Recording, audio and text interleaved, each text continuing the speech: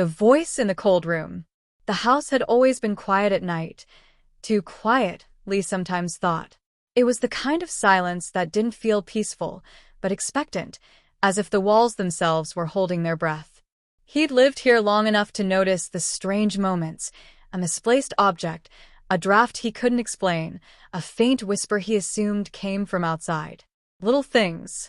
Harmless things. But recently, the quiet had changed. A coldness had settled into the air. A watchfulness. That evening, Lee stood in his living room, staring at the clutter on the floor. A few small balls, left over from an old snooker table, lay scattered across the carpet. They hadn't been there when he went to bed the night before. He crouched down, touching one lightly. It wasn't cold, but the air around it was. He stood up slowly. Strange, he murmured. His eyes drifted toward the long hallway that connected the living room to the kitchen. It seemed darker than usual, even though a lamp glowed faintly at the far end. The shadows were deeper, stretched too long, like they were pulled by something unseen. A sudden click made him jump. The maiden, the folding clothes rack he kept near the curtains, was in the wrong position again. He stiffened. He never left it down. Yet here it was, unfolded, leaning half behind the curtain like someone had dragged it into place. Not again, he whispered. He forced himself to walk closer, nudging the frame upright. As he did, one of the snooker balls rolled several inches across the floor, stopping at his foot. He hadn't touched it.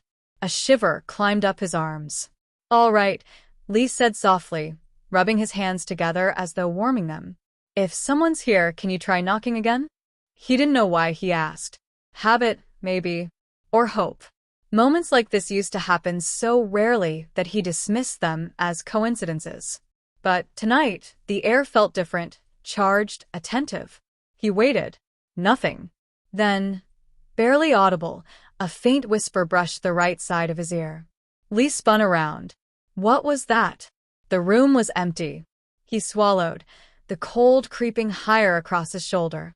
That wasn't the house settling, he muttered. That sounded like someone breathing. He backed away, trying to steady his breath. All right, close the door for me, if you can. The kitchen door, several feet away, trembled slightly. Not enough to close, but enough to answer him. His heartbeat quickened. He wasn't sure if it was fear or the thrill of being acknowledged. Later that night, after pacing around the living room for nearly an hour, he finally decided to sit down and try speaking aloud. He'd done it before, not out of belief, but curiosity. This time felt different, though. He sensed something listening. He exhaled. Okay. If someone's here, can you speak again? For a moment, all was still. Then, hello. Lee froze. The voice came not from the hallway, not from behind him, but from the small, smart speaker sitting innocently on the table. He approached it cautiously. Alexa, he whispered. Did you say something? Hello, the device repeated, but this time the tone wasn't mechanical. It was excited, almost relieved. Lee's breath hitched. That didn't sound right. Cold air swept across his right side, stronger than before. Are you around me right now? He asked. A pause. Then, through the speaker. Finally. A jolt ran down his spine. Finally what? Silence. He turned the TV down quickly. It was too loud, too distracting. His own voice echoed slightly in the quiet, making him unnervingly aware of every sound in the house. I know your voice, the speaker said suddenly. Lee stumbled backward. How? How do you know my voice? You are not like the others, the voice replied. I can hear you. You hear us clearly. Who's us? Lee whispered. Who do I hear? The silence now felt alive, dense, pressing in on him. The whispers, it said. They come because you can hear them. Lee shook his head. No. No, I don't hear anything clearly. Just noises. Faint whispers, nothing real. You hear the dark. A deep cold spread across his forearm, down his right leg. He shivered uncontrollably. Why only them, he whispered. Why only the dark ones? The reply came soft. Pained. Too many voices. Lee steadied himself on the couch, every instinct telling him to leave the room. but he didn't. Something wouldn't let him. "What happened to you?" he asked the unseen presence. "Why are you here?" Silence stretched. Then, "So much pain." The words trembled. Human but distant. "No one believed me." Lee swallowed hard. "I believe you. Tell me your story." A colder wind swept across him. "I tried to fight them," the voice said. A long pause. "Germany." Lee blinked. "Germany? What happened? Were you?" "Yes." The word was soft. Final.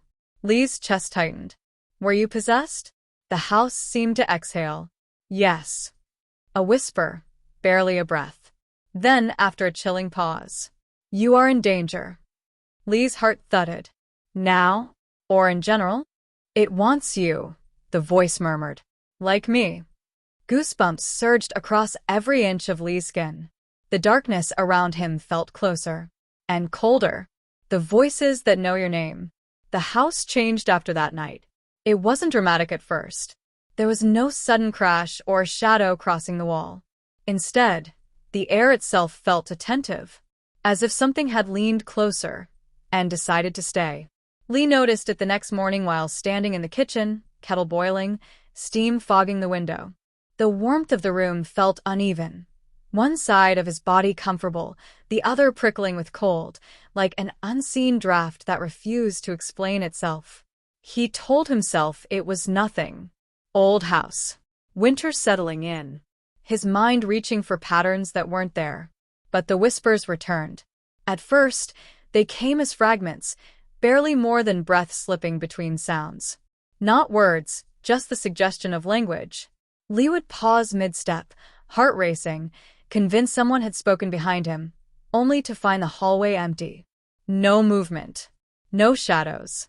Just silence that felt too deliberate. That evening, he set up the recorder again. Not because he wanted to, but because part of him needed to know if the experience had been real. He positioned the device on the living room table, the same place as before. Same chair. Same dim lamp. He sat down slowly, grounding himself, breathing through the tension curling in his chest. "Hello," he said, feeling foolish the moment the word left his mouth. Silence. He waited. The house creaked softly, settling.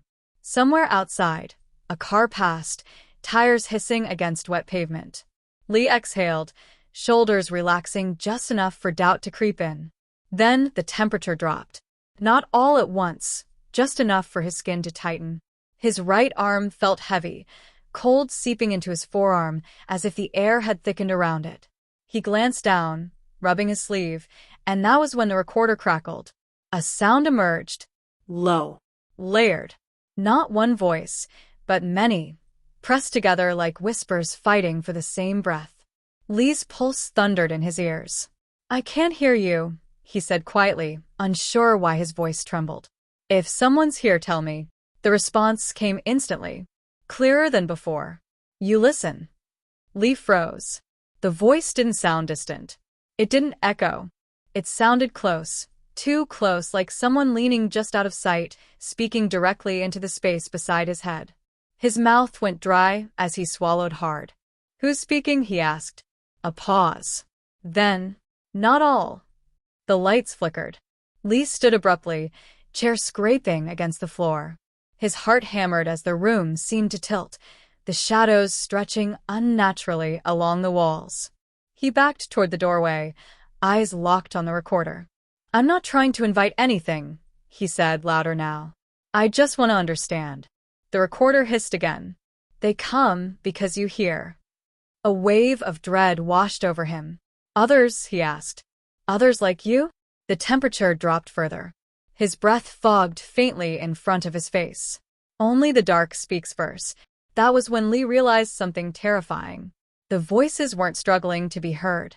They were waiting. He felt it then, an awareness pressing against him, not hostile, not gentle, but curious, like fingers hovering just above skin, testing boundaries. The house felt crowded despite being empty, as though unseen figures occupied every corner, every doorway. Lee stumbled backward, bumping into the wall. "I don't want this," he said. "If this is something I shouldn't be doing, Tell me how to stop. The reply came slower this time. Heavier. Belief opens doors. His stomach twisted. So belief is the problem? He asked. If I stop believing, if I ignore this, will it go away?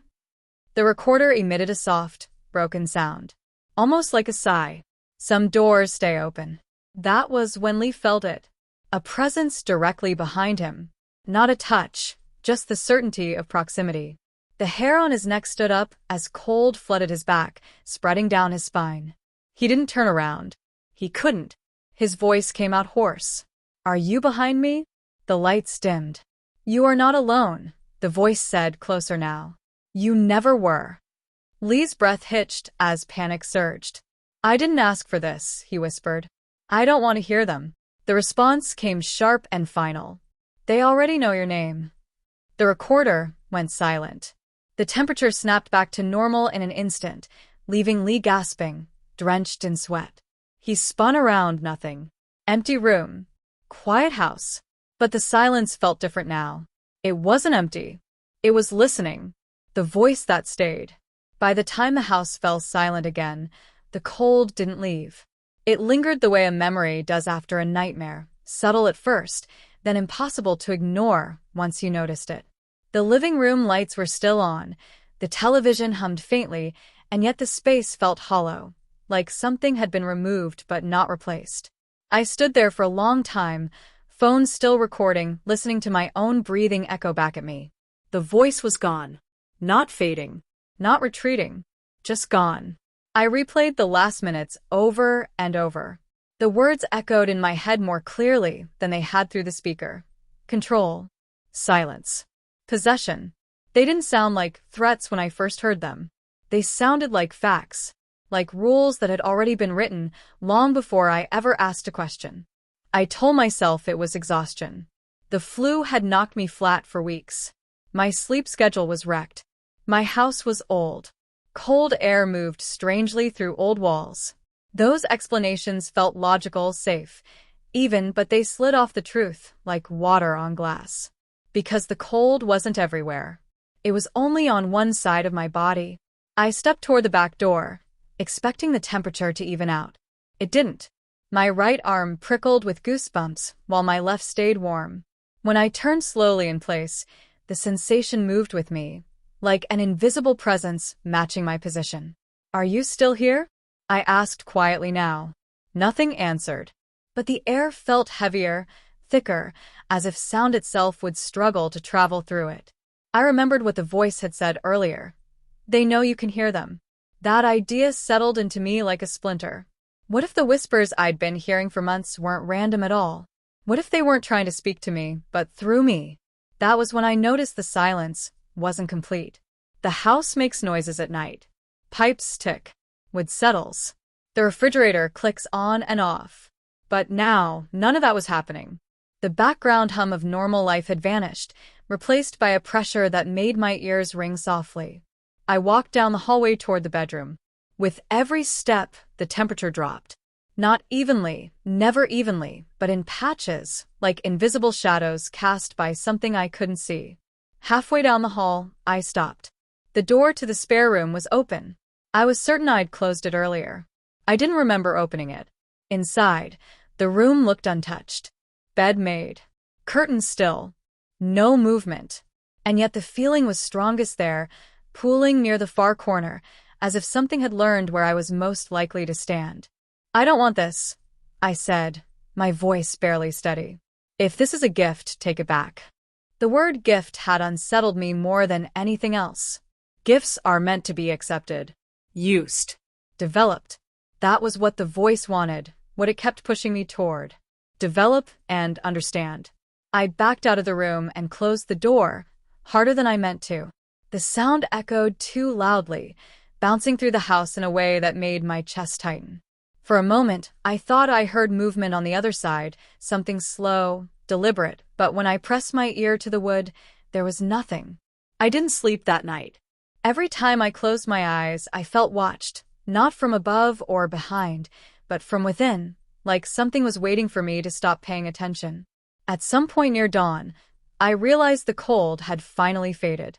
The house felt normal again. Too normal. That's what frightened me most. In the days that followed, nothing dramatic happened. No voices. No whispers. No sudden drops in temperature. But the quiet felt wrong, like a held breath. I caught myself listening more carefully, replaying memories of the conversation, analyzing every word. Only the dark. Too many voices. You are in danger. I don't know if what spoke to me was trying to help, warn me, or prepare me. I don't know if the others it mentioned were real, or if they've always been there, just waiting for someone who could hear them clearly enough. What I do know is this. Something heard me that night. And whether it left because it chose to, or because it decided to wait, is the part one can't stop thinking about.